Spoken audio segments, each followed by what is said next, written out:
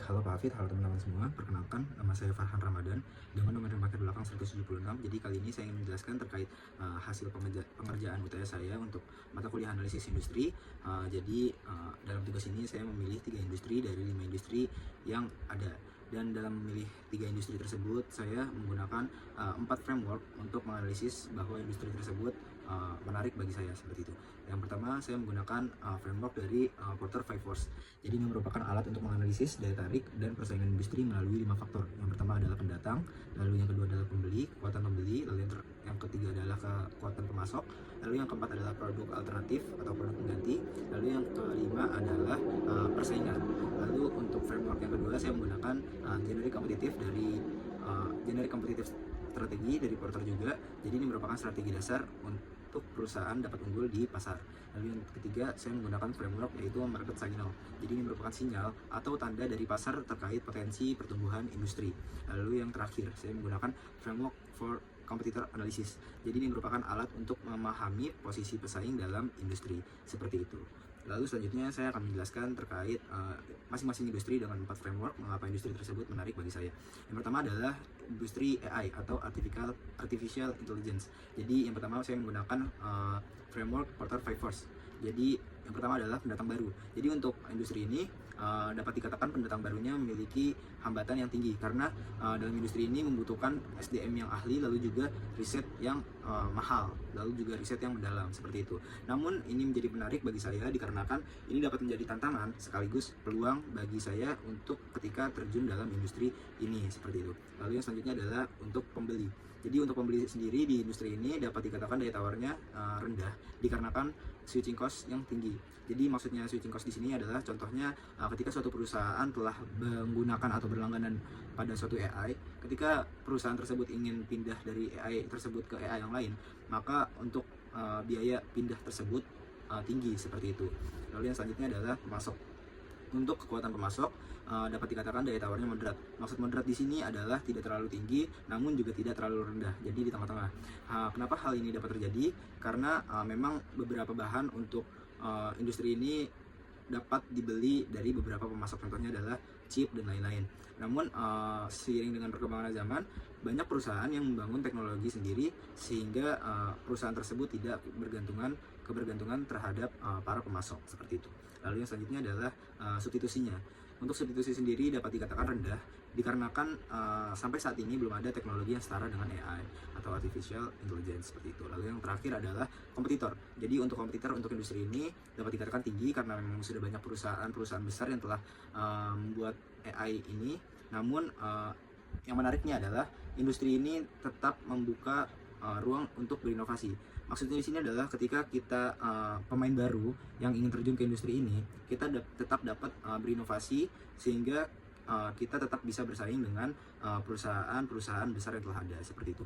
Lalu yang selanjutnya adalah framework generic competitive strategy. Jadi strategi differentiation. Di industri ini perusahaan itu bersaing lewat keunikan. Jadi contohnya contohnya OpenAI dengan teknologinya yang berbahasa alami atau berbahasa mirip manusia, yaitu ChatGPT. Lalu juga Google dengan sistemnya yaitu Gemini, seperti itu. Lalu yang selanjutnya adalah framework market signal. Jadi untuk yang pertama adalah investasi global. Jadi memang untuk industri ini seperti Google, Meta, Amazon ini memang sudah fokus ke AI, yang dimana ini menunjukkan bahwa industri ini dapat dikatakan akan dapat bertahan hingga di masa depan nanti, seperti itu. Karena memang sudah banyak perusahaan-perusahaan besar yang fokus ke AI, seperti itu.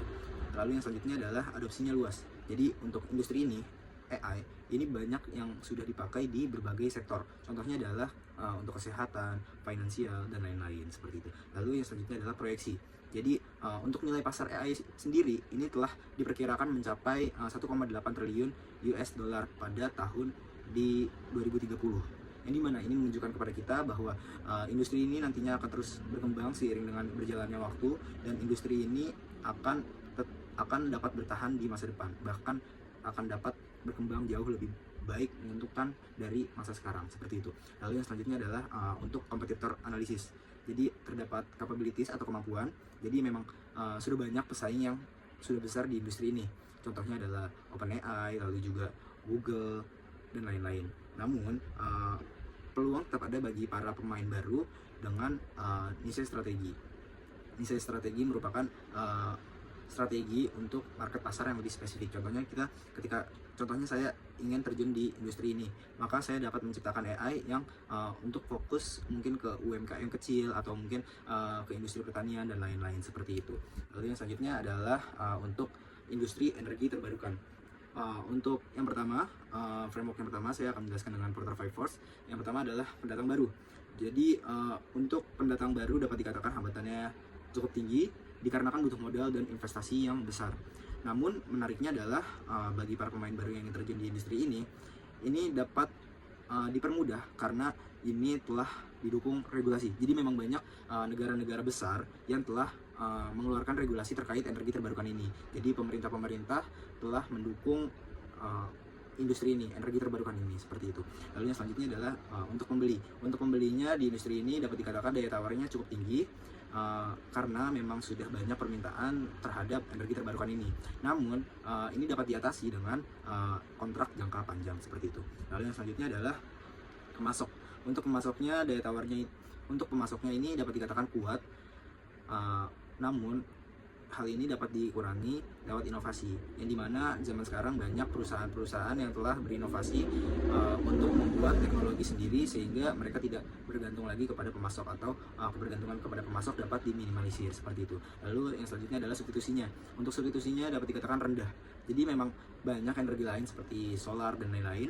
Namun kenapa di sini dikatakan rendah? Dikarenakan untuk energi terbarukan ini atau yang dapat dikatakan energi hijau ini dapat dikatakan lebih unggul dari energi yang lain seperti itu. Lalu yang selanjutnya adalah kompetitor. Untuk kompetitor di industri ini ketat. Jadi memang sudah banyak perusahaan-perusahaan besar yang telah terjun di industri ini. Contohnya adalah Tesla, lalu juga ada Siemens Gamesa dan lain-lain. Namun menariknya industri ini adalah walaupun sudah terdapat perusahaan-perusahaan besar di pasar, kita pemain baru tetap dapat terjun di industri ini dikarenakan industri ini tetap terbuka untuk inovasi yang lebih efisien. Jadi ketika kita dapat menciptakan inovasi yang lebih efisien dari perusahaan-perusahaan besar, maka kita dapat bersaing dengan perusahaan-perusahaan besar tersebut. Seperti itu. Lalu yang selanjutnya adalah kompetitor analisis. Jadi capabilities atau kemampuan. Jadi perusahaan besar ini memang sudah sangat unggul, contohnya Tesla dan Siemens Gamesa tadi. Namun terdapat peluang bagi pendatang baru. Contohnya adalah dengan niche strategi atau specific market, lalu juga dapat dilakukan dengan diferensiasi. Jadi kita menciptakan suatu produk yang berbeda atau unik yang tidak dapat didapatkan di produk-produk perusahaan besar tersebut. Lalu juga dapat menggunakan strategi-strategi lainnya seperti itu. Lalu yang selanjutnya adalah generic competitive strategi. Jadi untuk strategi differentiation. Jadi memang perusahaan di industri ini menciptakan teknologi yang unik dan berbeda dari pesaing-pesaingnya. Contohnya adalah Tesla, yaitu dengan penyimpanan energi yang lebih efisien, lalu juga Siemens Gamesa dengan solusi yang lebih canggih dalam produksi angin, seperti itu. Dan ketika kita ingin terjun di industri ini, kita juga dapat menerapkan strategi yang sama, yaitu dengan menciptakan teknologi yang berbeda dari perusahaan lainnya atau unik dari perusahaan lainnya yang tidak dapat didapatkan di perusahaan lainnya, seperti itu. Lalu yang selanjutnya adalah market signal. Jadi untuk investasi globalnya, jadi Google, Amazon, lalu juga Shell ini telah beralih ke energi bersih. Yang dimana ini menunjukkan bahwa industri ini sangat dibutuhkan di masa depan. Hal ini ditunjukkan oleh tadi investasi dari Google, Amazon, Shell tersebut. Lalu yang selanjutnya adalah permintaan naik.